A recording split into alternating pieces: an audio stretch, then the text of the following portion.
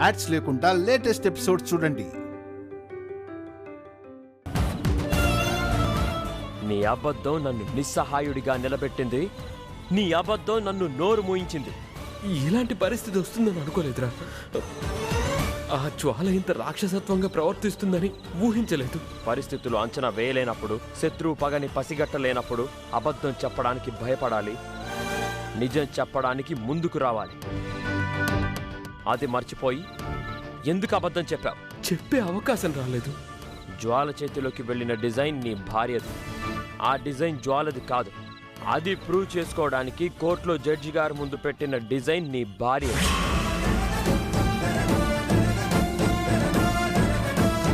అయినా నేను నిన్నే నమ్మాను. ఆ డిజైన్ నీ క్రియేషన్ అనుకున్నాను.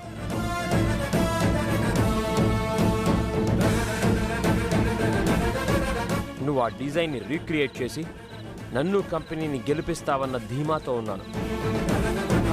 కానీ ఒక ఆడదైన శ్రీవల్లి సర్వెంట్ని తీసుకొస్తుందని, సాక్ష్యం చెప్పించి నన్ను గెలిపిస్తుందని నేను అనుకోలేదు. గెలిపించాలని కోరుకోను లేదు.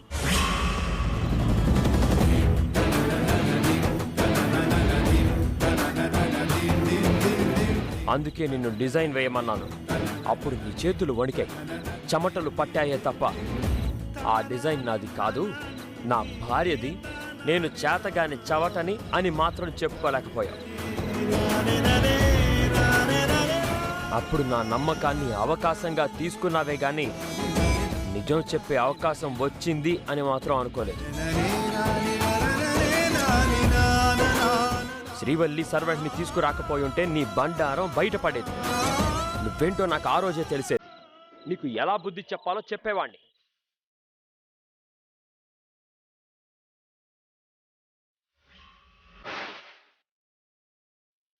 నాన్న సామ్రాట్, జరిగిందేదో జరిగిపోయింది. ఇంకెప్పుడు ఇలా జరగదు. నీ దగ్గర అబద్ధం చెప్పడం చక్రి తప్పేరా? తప్పే. కానీ చేసిన తప్పుకి క్షమాపణ చెప్తారు. ప్లీజ్ నాన్న, ఆవేశపడకు నాన్నా.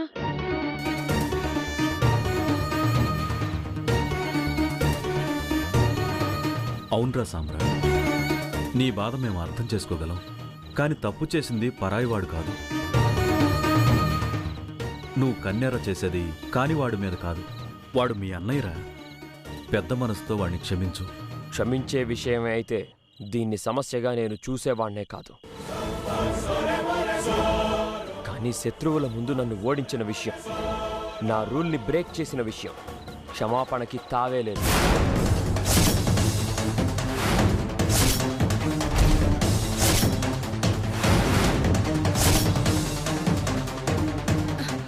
రే పెద్దోడా, తెలుసో తెలియకో ఒక అబద్ధం చెప్పావు. వాడి కోపం వచ్చింది. మించిపోయిందేం లేదురా. ఇంకెప్పుడు ఇలా చేయనని క్షమించమని అడగరా? రారా. ఏం తప్పు చేశామని క్షమించమని అడగాల తేగాడు?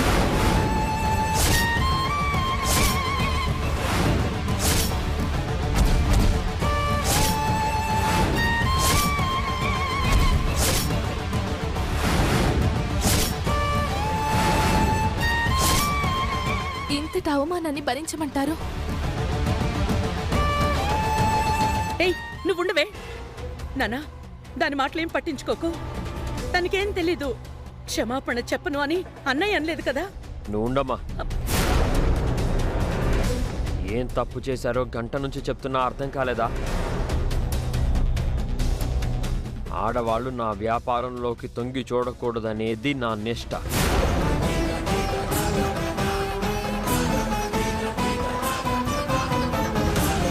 ఆడవాళ్ళ ఐడియాలజీని ఆమడ దూరంలో పెట్టాలనేది నా రూల్.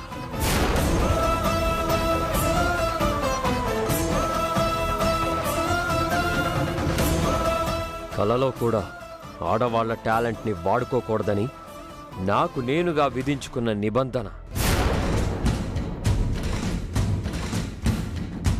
వాటన్నిటికీ నీళ్ళొదిలేసి నీ ఐడియాలజీని నా కంపెనీ మీద రుద్దాలని చూశాను. నమ్మిన నన్ను మోసం చేశారు. ఇది తప్పు అంటున్నాను. మేం చేసింది తప్పో మోసమో నీకు అర్థం కాదు సామ్రాట్. ఒకసారి శ్రీవల్లిని అడుగు చెప్తుంది.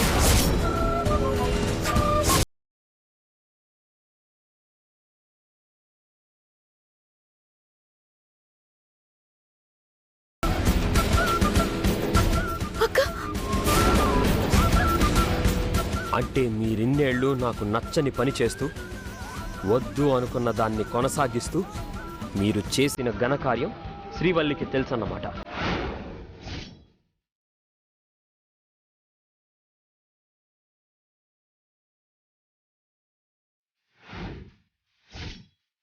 తెలిస్తే ఏంటి?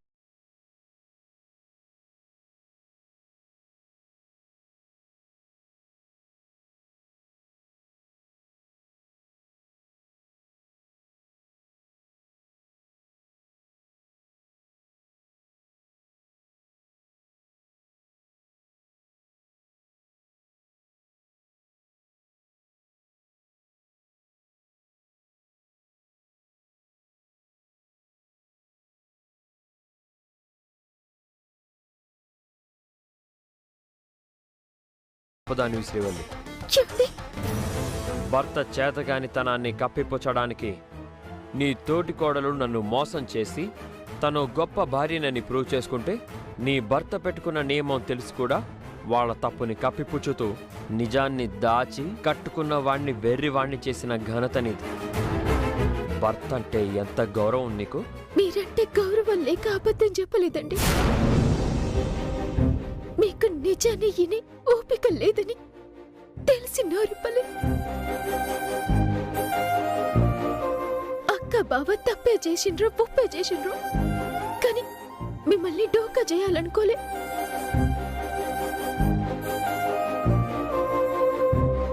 నిజం చెప్పేటి ధైర్యం గల్లకి లేదు. గల్లు గట్లెందుకు చేసిండ్రో అర్థం చేసుకునే మనసు మీకు లేదు.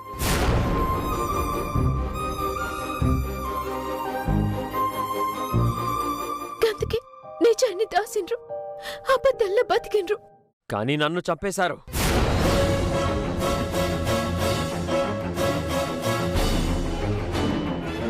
గట్లెందుకు అనుకుంటారు? మిమ్మల్ని దాటుకుని పోయి కళ్ళేం సాధిస్తారు? దొంగచాటున డిజైన్స్ వేసి వాళ్ళేం మూట కట్టుకుంటారు. ఆడోళ్ళు మీ వెనకాలంటారు. ఆడోళ్ళ ఆలోచన నీచమంటారు. ఆడోళ్ళంటేనే కష్టమంటారు. ఆడోళ్ళంటేనే నష్టమంటారు. కసవంటే మీతోటి ఆడపిల్లైన అక్క మీకు నచ్చని పని చేసి ఎట్లా మీకు నిజం చెప్తుంది? బావెట్లా నోరిప్పుతాడు? నిజం చెప్తే మీరు భరిస్తారా? నిజాన్ని జీర్ణించుకుంటారా? లేదు కదా.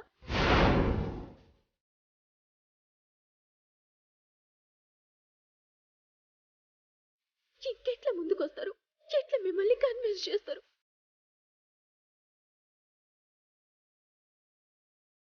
వినను, ఎవ్వరు చెప్పినా వినను. నాకు గిట్టని పని చేసి తలకిందులుగా తపస్సు చేసినా కన్విన్స్ కాను. ఏం నష్టం జరిగిందిరా? అవంతికి నీకు తెలియకుండా డిజైన్స్ వేసింది నిజమే, కానీ ఆ డిజైన్సే కంపెనీని నిలబెట్టాయి. ఆ డిజైన్స్ వల్లే కదా కోట్లు వచ్చి పడ్డాయి.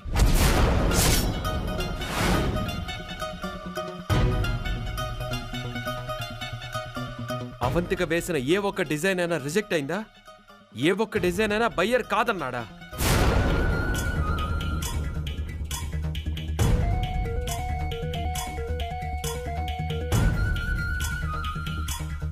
ఆ డిజైన్స్ వల్లే పేరు వచ్చింది. ఆ డిజైన్స్ వల్లే అవార్డులు వచ్చాయి. ఇందులో కంపెనీకి నీకు జరిగిన నష్టం ఏంట్రా? అక్కర్లేదో. నాకు ఎవరి దయా దాక్షిణ్యాలు అక్కర్లేదు.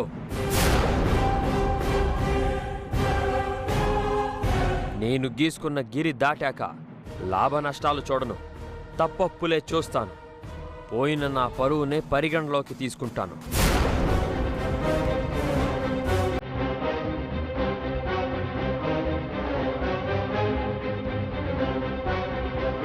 నీ భార్యని నమ్ముకునో తను వేసిన డిజైన్స్ని నమ్ముకునో కంపెనీ పురుడు పోసుకోలేదు.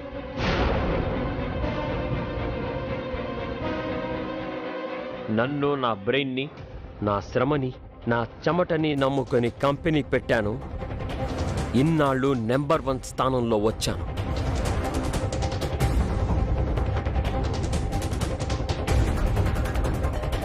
కానీ ఈరోజు నీ భార్య డిజైన్స్ వల్లే కంపెనీ నిలబడింది, నాకు పేరొచ్చింది అన్నావంటే ఈ విషబీజం రేపు విషవృక్షం అవుతుంది. ఆ అవకాశం మీకు ఇవ్వను. అందుకు నేను సిద్ధంగా లేను.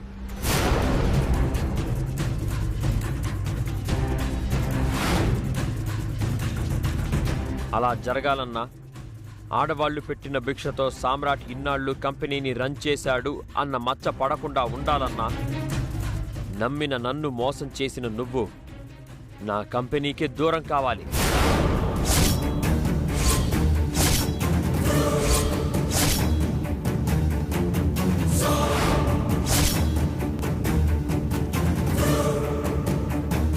నీ భార్యని తీసుకొని ఇప్పుడే ఇంట్లో నుంచి వెళ్ళిపో.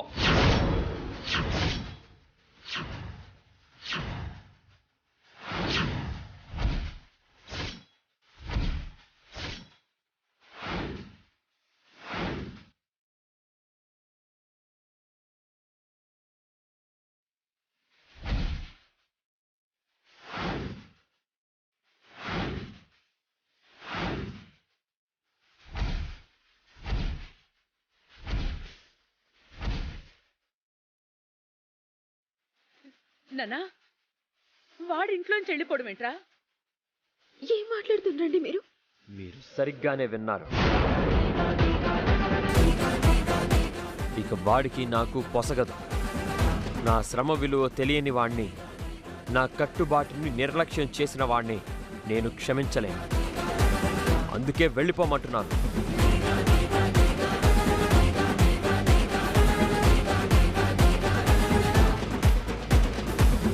వినబడిందా? రేయ్ సామ్రాట్, నువ్వు చెప్పింది వినపడక కాదురా. తోడబుట్టిన వాణ్ణి ఇంట్లోంచి వెళ్ళిపోమంటున్నావే, నీ విజ్ఞత ఏమైందని ఆశ్చర్యపోతున్నావు. తోడబుట్టిన వాడే అయితే నా బాగు కోరుకునేవాడు, కానీ వీడు నా పతనం కోరుకున్నాడు.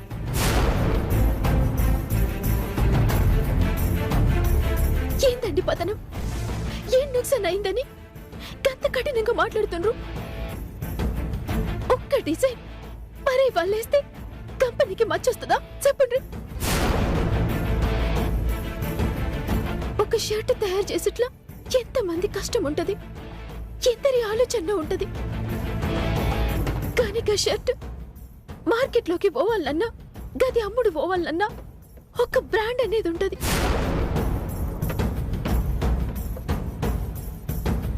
గా బ్రాండ్ సామ్రాట్ టెక్స్టైల్స్.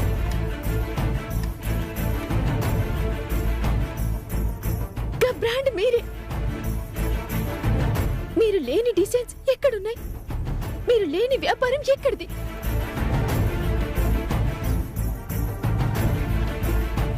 గది సోంచాయించకుండా అక్క బావల్ని ఇంట్లోకెళ్ళి పంపాలని ఎట్లా మీ నోట్లోకెళ్ళొచ్చింది? ఆ బ్రాండ్ ఎప్పటికీ ఉంటుంది, కానీ ఆ బ్రాండ్ పేరున వచ్చే ఒక్క గుడ్డ ముక్క కొనేవాడు కూడా ఎవరో వేసిన డిజైన్స్ని సామ్రాట్ వాడుకుంటున్నాడు, అమ్ముకుంటున్నాడు అంటారు. అది నేను సహించలేను. చెవండి, ఇది నీ సమస్య కాదు, నీకు సంబంధం లేదు.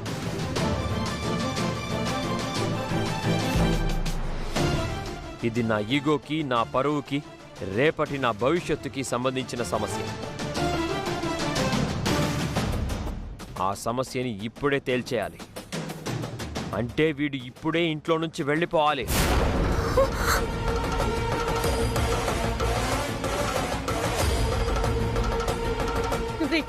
వద్దు నాన్నా, వద్దు.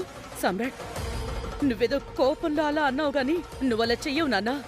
అన్నయ్య అంటే నీకు చాలా ఇష్టం, నాకు తెలుసు. వాణ్ణి నువ్వు ఎలా బయటికి పంపిస్తావు? పంపించావు కదా. వాడు వెళ్ళి తీరాలి.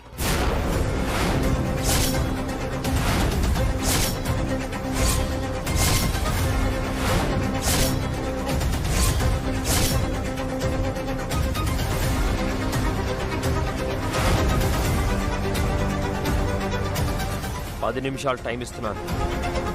11వ నిమిషం వాళ్ళిద్దరూ నాకు కనబడకూడదు.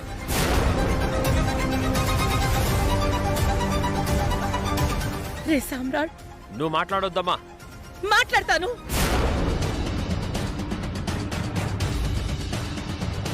మాట్లాడతాను మాట్లాడతాను మాట్లాడతాను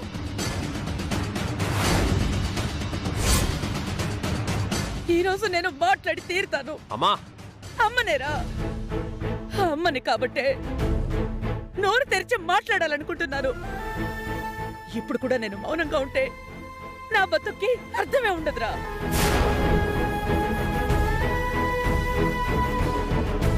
ఏంట్రా, మేము నిన్ను కన్నావా, మమ్మల్ని నువ్వు కన్నావా? ఎందుకురా నువ్వు ఆగమంటే మేము ఆగాలి, కళ్ళెర్ర చేస్తే గొంతు నలుపుకోవాలి?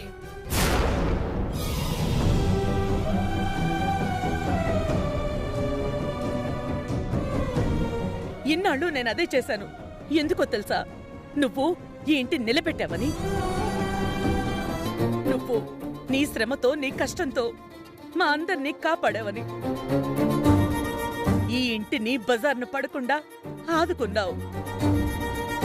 నీకు కోపం తెప్పిస్తే, నిన్ను బాధ పెడితే, నీ మాట వినకపోతే ఎక్కడ నీ మనసు గాయపడుతుందోనని, నీ మనసు నొప్పించకూడదని మౌనంగా ఉన్నాన్రా. భయపడి కాదు.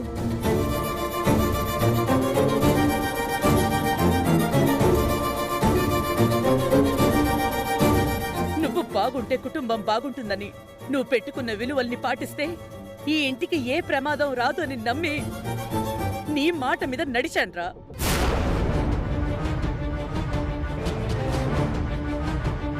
అందువల్ల మనకే నష్టమో జరగలేదు.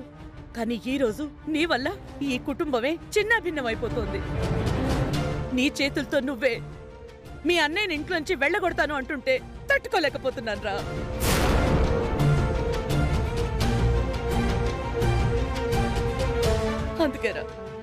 అందుకే నువ్వు చెప్పేది తప్పు అని చెప్పగలుగుతున్నాన్రా.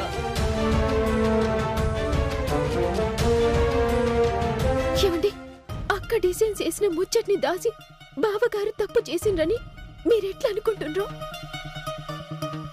ఇప్పుడు బావగారిని ఇంట్లోకెళ్ళి వెళ్ళిపోమని మీరు గంత కన్నా పెద్ద తప్పు చేస్తుండ్రు.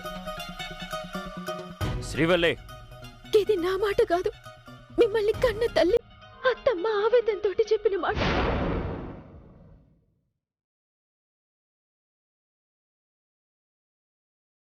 ఏ తల్లైనా బిడ్డలు చేసిన తప్పుని కాస్తది. కానీ ఎలా మీరు తప్పు చేస్తున్నారని, తప్పుని జరగనీయొద్దని తప్పన పడుతున్న అత్తమ్మ బాధ అర్థం చేసుకోండి. ఇప్పటికైనా మీ నిర్ణయం మార్చుకోండి.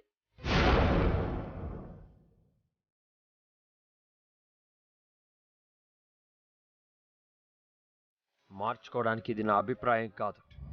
మార్చుకోలేనిదే నిర్ణయం అంటారు. ఆ నిర్ణయం తీసేసుకున్నా.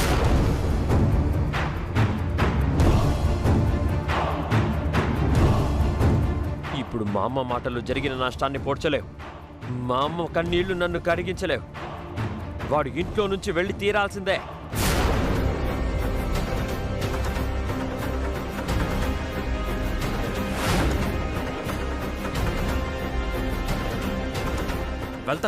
వెళ్తాను. నువ్వు నా మీద జాలి చూపించక్కర్లేదు.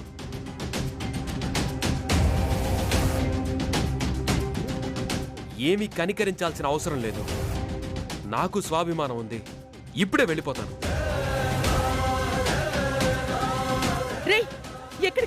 ఎక్కడికి వెళ్తావురా? నువ్వేనట్రా ఇలా మాట్లాడుతోంది? తమ్ముడు ఏమన్నా పట్టించుకోవద్దు. వాడు మనకి దొరికిన వరమమ్మా. జీవితాంతం ఏ పొరపచ్చాలు లేకుండా సంతోషంగా ఉంటాను అంటే తమ్ముడి మాటకి గౌరవం ఇవ్వాలమ్మా. వాడి మాటకి కట్టుబడాలి. లేదంటే కుటుంబం విచ్ఛిన్నమైపోతుందని చెప్పేవాడివి కదరా నువ్వు.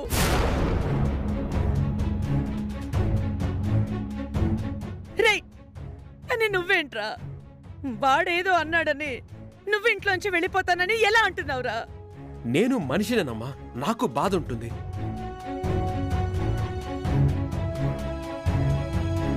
ఉండాల్సింది బాధ కాదు, బాధ్యత. అదుంటే ఈరోజు ఈ పరిస్థితి ఇలా ఉండేది కాదు. నువ్వింకా ఇక్కడ నిలబడేవాడివి కాదు. రే నాన్న సామ్రాట్, అలా అనకు నాన్న. రే చక్రి ఇలారా. రే మీరిద్దరూ నాకు రెండు కళ్ళురా. కానీ నీ చేతులతో ఓ కన్ను పొడి చేసుకోమంటుంటే నా గుండె తరుక్కుపోతుందిరా. వాడు చేసింది తప్పే. వాణ్ణి క్షమించరా. వాణ్ణి వెళ్ళిపోమని మాత్రం అనకురా.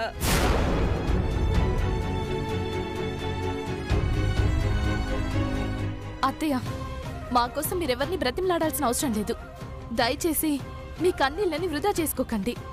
ఇక మేము ఇక్కడ ఉండలేం. అక్క అక్క అది కాదక్క. అక్క నా మాటినక్క. వదిలు శ్రీవల్లి.